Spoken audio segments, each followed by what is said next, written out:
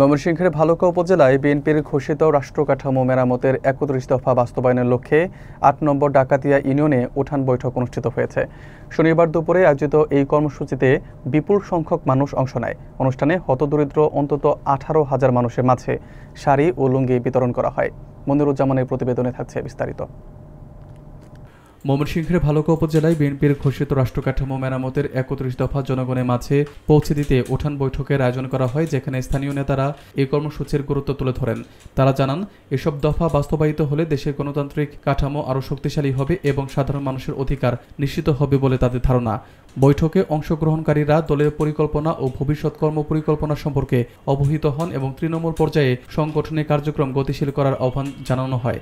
এই উপলক্ষে মানবিক সহযোগিতার অংশ হিসেবে হতদরিদ্র পরিবারের জন্য শাড়ি ও লুঙ্গি বিতরণ করা হয়, যা এলাকাবাসীর মধ্যে স্বস্তি এনে দেয়।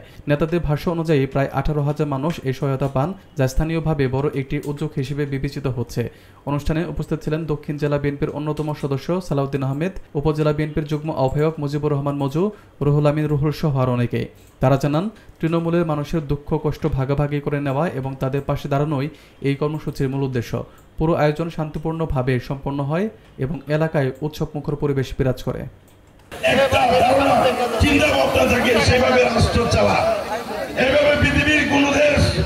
চলতে পারে না।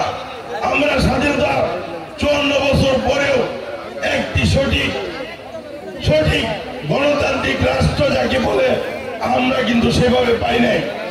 আপনারা দেখেছেন ৭১ সালে স্বাধীন হওয়ার পরে আমাদের দেশে এই একদলীয় বাকশাল হয়েছে।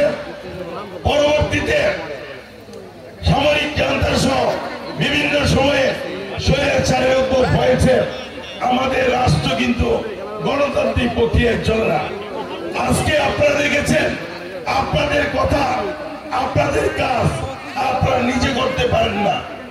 এইটা নিশ্চিত করতে হবে যে আপনার কাজ আপনি করবেন, আপনার কথা বলার স্বাধীনতা থাকতে হবে। এটা হলো আপনার আমাদের দলের ভারপ্রাপ্ত চেয়ারম্যান এটা মেরামত করবে।